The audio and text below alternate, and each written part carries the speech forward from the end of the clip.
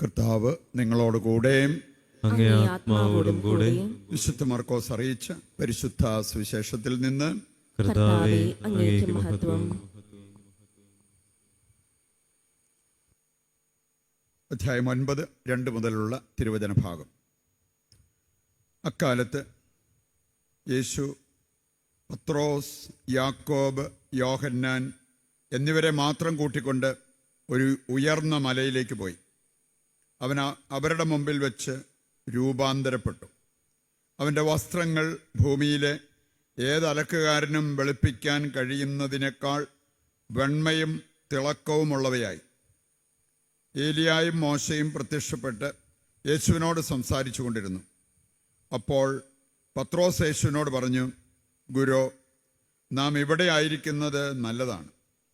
ഞങ്ങൾ 3 കൂടാരങ്ങൾ ഉണ്ടാക്കാം. ഒന്ന് നിനക്ക്, ഒന്ന് മോശയ്ക്ക്, ഒന്ന് ഏലിയായിക്ക്.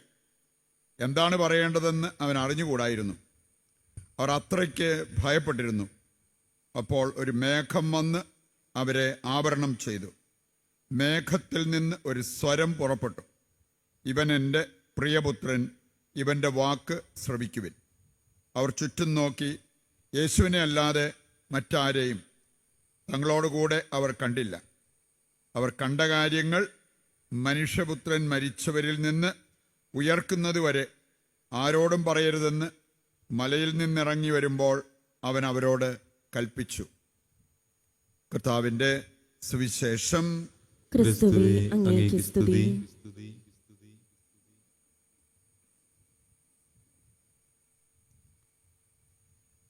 ഈശോയിൽ പ്രിയപ്പെട്ടവരെ, ഇന്നത്തെ വായനകൾ ദൈവത്തിൻ്റെ മഹത്വത്തെക്കുറിച്ച് നമ്മെ പഠിപ്പിക്കുന്നു. ആദ്യ വായനയിൽ നമ്മൾ കണ്ടത് പിതാവായ ദൈവത്തിൻ്റെ മഹത്വം വർണ്ണിച്ചിരിക്കുന്നത്. അവൻ എപ്രകാരം ആരാധിക്കപ്പെടുന്നു, മാലാഖമാരാൽ ആരാധിക്കപ്പെടുന്നു എന്നതിനെ നമുക്ക് കാണാൻ പറ്റും. ഇന്നത്തെ സുവിശേഷ ഭാഗത്ത് നമ്മൾ കാണുന്നത് മനുഷ്യരൂപത്തിൽ വന്ന ദൈവമായ യേശുവിൻ്റെ മഹത്വം വെളിപ്പെടുന്നു. അവനെ മനുഷ്യരും മാലാഖമാരും വിശുദ്ധരും ഒരുപോലെ ആരാധിക്കുന്നതിനെക്കുറിച്ച് നമുക്ക് ഇന്ന് കേട്ട വചനഭാഗത്തിൽ നമുക്ക് മനസ്സിലാക്കാൻ പറ്റും.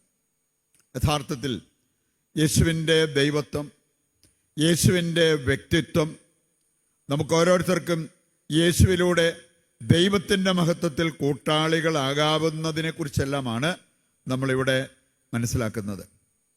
പ്രിയപ്പെട്ടവർ, നമ്മുടെ ക്രിസ്തീയ ജീവിതത്തെക്കുറിച്ച് ചിന്തിക്കുമ്പോൾ 1 പത്രോസ് 2:9 ഒരിക്കലും നമ്മൾ മറക്കരുത്.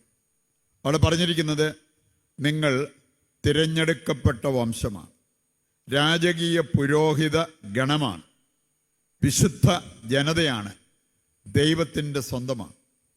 ഇത് നടക്കണ വഴിയൊക്കെ നമ്മൾ മനസ്സിൽ പറഞ്ഞു നടക്കേണ്ട ഒരു കാര്യമാണ്.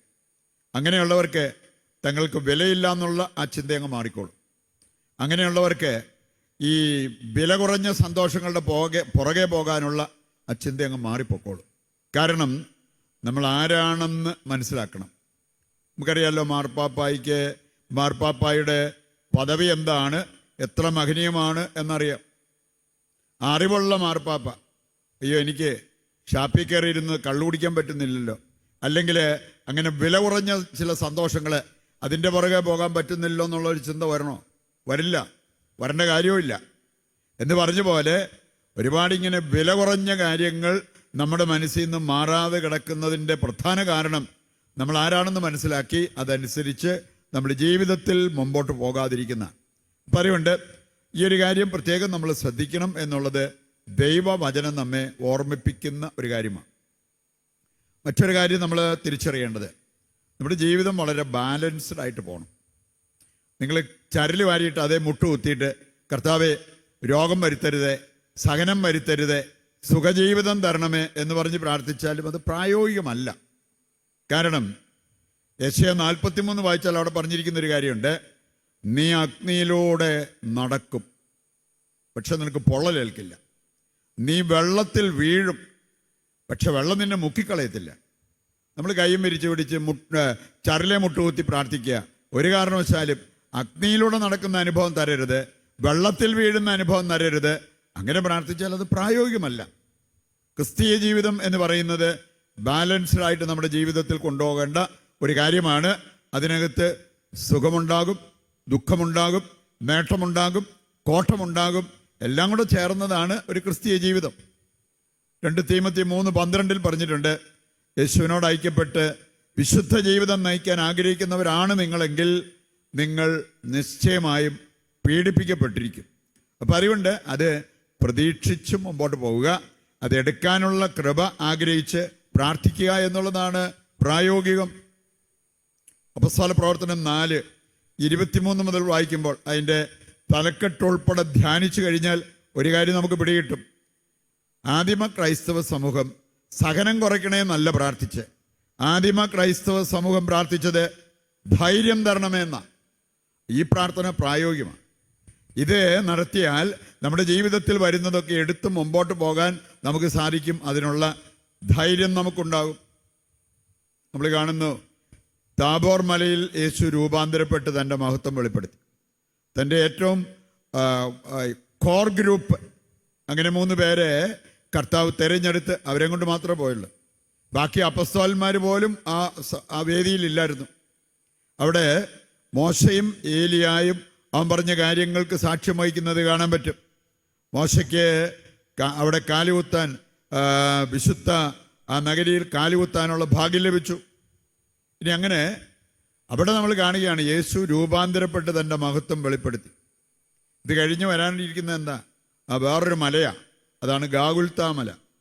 ഈ ഗാഗുൽത്താ മല ആ അനുഭവം വരുമ്പോൾ അവർ തളരാതിരിക്കാനാണ് അതിനു മുമ്പ് ഈ താബോർ മലയിൽ കർത്താവ് രൂപാന്തരപ്പെട്ട് തൻ്റെ മഹത്വം വെളിപ്പെടുത്തിയത്. എന്തിനാ കർത്താവ്? നമ്മളൊക്കെ ഇരുന്ന് പ്രാർത്ഥിക്കണം, ഇരുന്ന് ബൈബിള് വായിക്കണം, അങ്ങനെ ധ്യാനം നടത്തണം. ഇതെല്ലാം കർത്താവ് പറഞ്ഞിരിക്കുന്നത് എന്തുകൊണ്ടാണ്? ഗാഗുൽത്താ മല നമുക്കുണ്ടാകും. യേശുവിനോട് ഐക്യപ്പെട്ട് വിശുദ്ധ ജീവിതം നയിക്കുന്നവരുടെ ജീവിതത്തിൽ ക്ലേശങ്ങൾ, ദുരിതങ്ങൾ, നഷ്ടങ്ങൾ ഇതൊക്കെ വരും.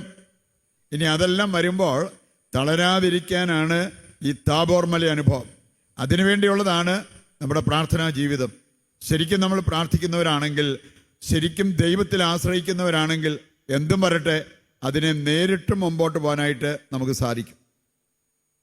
പ്രിയപ്പെട്ടവർ, നമ്മൾ സങ്കീർത്തനം വായിച്ചാൽ 112 സങ്കീർത്തനം വായിച്ചാണ് എൻ്റെ 7ാമത്തെ വചനം പഠിപ്പിക്കുന്ന ഒരു കാര്യമുണ്ട്. ഞാൻ തളരില്ല, ദുർവാർത്ത കേട്ടാലും ഞാൻ തളരില്ല. എൻ്റെ കാരണം പറഞ്ഞിരിക്കുന്നത് ഞാൻ കർത്താവിൽ ആശ്രയിക്കുന്ന വ്യക്തിയാണ്. അപ്പം അറിയുണ്ട്, ഒരു പരാജയത്തിൻ്റെ മുമ്പിലും അതല്ലെങ്കിൽ ഒരു നഷ്ടത്തിൻ്റെ മുമ്പിലും നഷ്ടധൈര്യരാകാതെ മുമ്പോട്ട് പോകാൻ നമുക്ക് സാധിക്കും. പ്രാർത്ഥനയുള്ളവരാണ് നമ്മളെങ്കിൽ, വചനസമൃദ്ധി നമ്മളിലുണ്ടെങ്കിൽ.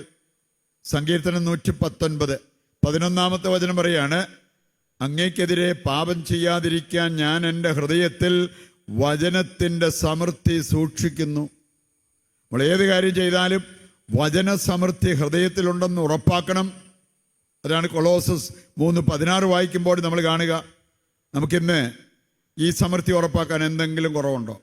എന്തുമാത്രം അവസരങ്ങളാണ് വചനം കേൾക്കുവാൻ, വചനം ധ്യാനിക്കുവാൻ. എന്തുമാത്രം ധ്യാന കേന്ദ്രങ്ങളും ധ്യാന ഗുരുക്കന്മാരും നമുക്ക് ഈ കേരളത്തിലുണ്ട്. ഒരു ബൈബിള് വീട്ടിൽ വാങ്ങിച്ചു വെച്ച് ഒരല്പസമയം ബൈബിള് വായിക്കാനായിട്ട് നമ്മൾ സമയം കണ്ടെത്തുകയാണെങ്കിൽ നമുക്ക് ഈ അവസ്ഥ എന്ന് പറഞ്ഞാൽ പാപം ചെയ്യാതിരിക്കുന്ന ഒരവസ്ഥയിലേക്ക് നമ്മുടെ ജീവിതത്തെ ഉയർത്താൻ പറ്റില്ലേ? അങ്ങനെ അറിവുള്ള, അഭിഷേകമുള്ള ദൈവമക്കളായി നമ്മൾ മാറണം. നമ്മുടെ ജീവിതവും രൂപാന്തരപ്പെടുന്നത് നമുക്ക് കാണാൻ പറ്റും. വെറുതെ ചൊല്ലിവിടുന്ന പ്രാർത്ഥനയല്ല നമുക്ക് വേണ്ടത്, നമ്മുടെ ജീവിതത്തെ രൂപാന്തരപ്പെടുത്തുന്ന ആ പ്രാർത്ഥന. ആ ഒരു ബോധ്യത്തോടെ ജീവിതത്തിൽ മുന്നേറുവാൻ വേണ്ട കൃപയ്ക്കും അനുഗ്രഹത്തിനുമായിട്ട് ഇന്നത്തെ ബലിയിൽ ദൈവത്തോട് നമുക്ക് പ്രത്യേകം പ്രാർത്ഥിക്കുകയും ചെയ്യാം.